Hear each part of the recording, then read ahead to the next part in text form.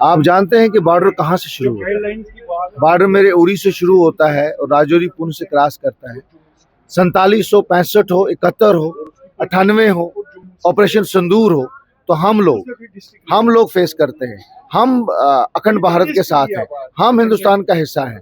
और आज इस किस्म के वर्ड यूज करना कि खिताए जो पीर पंचाल है नहीं, ये कैसे हो सकता है? कल हम बारामूला डिस्ट्रिक्ट को बोलेंगे हम नॉर्थ कश्मीर कहते हैं, तो क्या साउथ वाले या सेंट्रल वाले कहेंगे कि आपने नॉर्थ कश्मीर क्यों कहा? ये कौन सी बात है कहने वाली? खिता है, पीर पंचाल उसको कहते हैं, चनाब वैली है, जम्मू डिवीजन है, नॉर्थ कश्मीर है, साउथ कश्मीर है, सेंट्रल कश्मीर है। इसमें इसमें कहने वाली कौन सी बात है? इसमें ये वाली कौन सी बात है कहने वाली कि ये खिता नहीं है? ये कौन होते हैं कि फैसला करने वाले? ये नफरत अंगेज बयान है। इनकी सियासत जो है वो यही रही है, नफरत की सियासत के साथ ये खेलते आए हैं, उसी से वोट लेते आए हैं, लोगों को बेवकूफ बनाते आए हैं। इनका काम जो है इकट्ठे करना नहीं है बल्कि डिवाइड करना है, डिवाइड एंड रूल करना है बस। जो ये फैसला था रेलवे लाइन बनाने का काकपोरा से शोपियान तक, ये तो गलत फैसला था, पहले ही गलत फैसला था। क्योंकि काकपोरा से शोपियान तक जो रास्ता है वो गाड़ी में हमें सिर्फ आधा घंटे 20 मिनट लगते हैं शोपियान तक पहुंचने में, शोपिया काकपोरा से। और दूसरा जो हमारी NH 444 बन रही है, तो NH 444 बनने से तो ये फैसला और कम हो जाएगा। ये जो रेलवे लाइन बना रहे थे, जिससे हम जो हमारे इस वक्त बाग वाले हैं, वहाँ सेब के बागात जो है, उनसे जो जमीन हम लेने चाहते थे, तो वो तो फजूल एक कदम था। और ये रेलवे लाइन पर पैसे खर्च करने में पहले भी कही तो फजूल था। इसके बदले में अगर पैसा यहाँ खर्च करना है रेलवे लाइन पर, जो डबल ट्रैक रेलवे लाइन हमें कटरा से कश्मीर तक लानी है, उस पर खर्च किया जाए। और जो बारामूला से हमें अगर लेनी है अगर पैसे खर्च करने हैं, अगर ट्रेन हमें लेनी है तो बारामूला से कुपवारा तक लेनी थी। तो अगर यहाँ इस वक्त जो फैसला हुआ है, जो कल राज्य सरकार उमर अब्दुल्ला साहब ने भी इसमें मुदाखलत की है, और जो हमारे ऑनरेबल पार्लियामेंट मेंबरान वहाँ हैं, जो उन्होंने भी वहाँ मुदाखलत की है, उसमें वो रेलवे मिनिस्टर से मिले और वह ये जो फैसला था उनका, ये फैसला बंद करवाया और इसको फैसले को हाल्ट पर रखा गया है। ये खुशाइंदा कदम है और ये मुबारक है उन तमाम काश्तकारों का, उन तमाम बाग वालों का जिन्होंने इस पर जो इस वक्त सड़कों पर निकले थे। और खासकर मैं ये मुबारकबाद देता हूँ उमर अब्दुल्ला साहब को और अपने जो ऑनरेबल मेंबरान पार्लियामेंट है दिल्ली में, जिन्होंने उसकी दगदग की है वहाँ, और रेलवे मिनिस्टर को ये फैसला करने पर उसको आमादा किया है।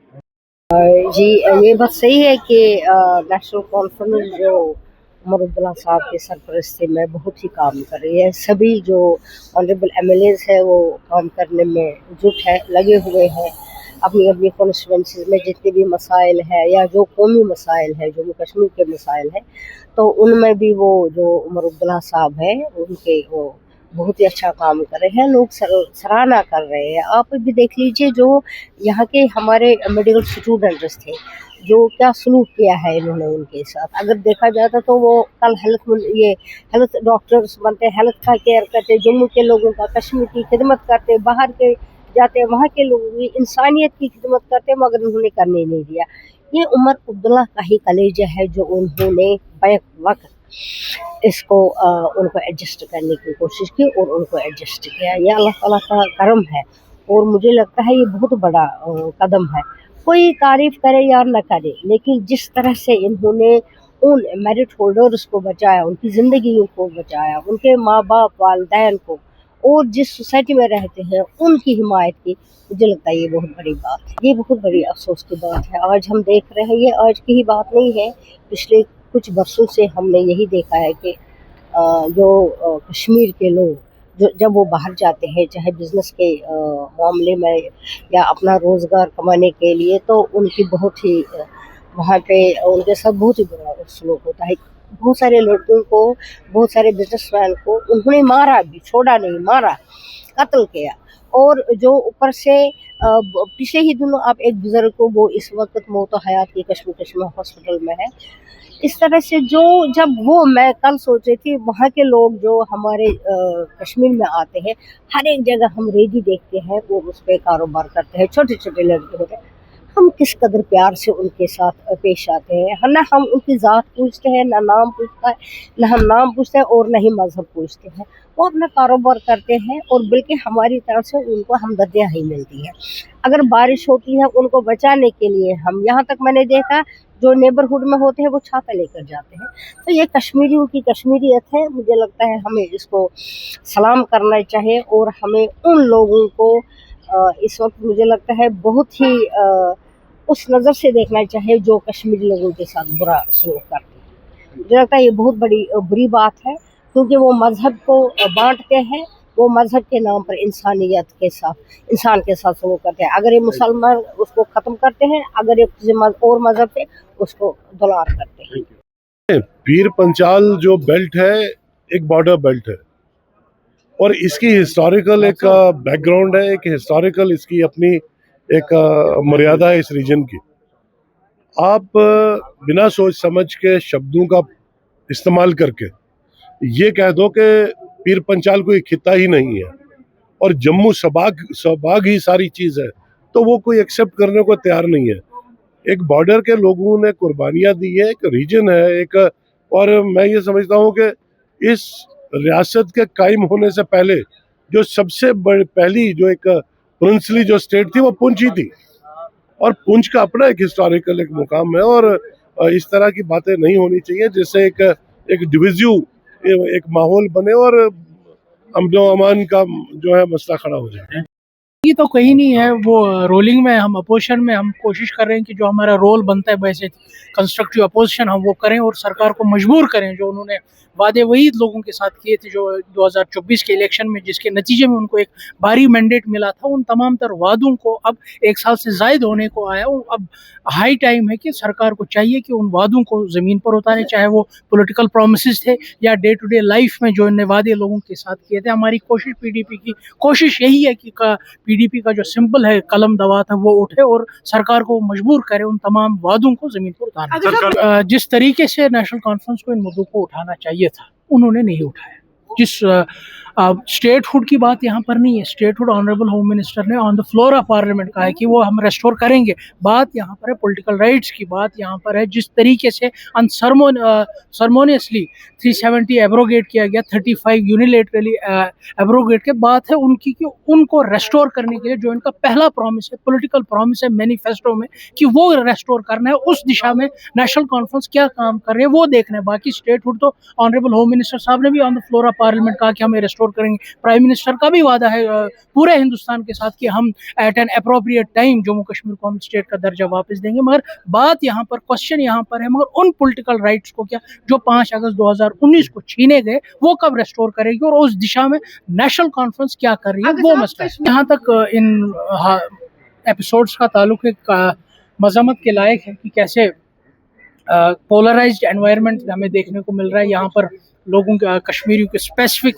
मुसलमानों की या कश्मीरियों की कैसी पिटाई की जा रही है, कैसे एक कम्युनल एनवायरनमेंट पूरे देश में बना हुआ है, मगर उसमें सरकार, राज्य सरकार के साथ साथ मरकजी सरकार की भी जिम्मेदारी है।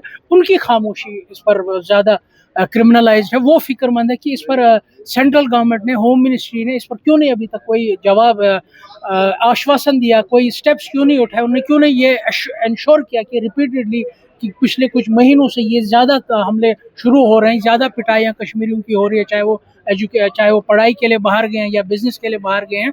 वो ज़्यादा लम्हे फिक्र है कि सेंट्रल गवर्नमेंट जिसके पास लॉ एंड ऑर्डर है पूरे स्टेट का पूरी कंट्री का, वो खामोश है। वो क्यों नहीं इन फ्रिज एलिमेंट्स को कानून के खटकरे में लगा रहे ताकि प्रेसिडेंट सेट रहे कि कोई भी वेंडलिज्म, कोई भी एक्सट्रीमिज्म हम स्ट्रीट पर चलेंगे।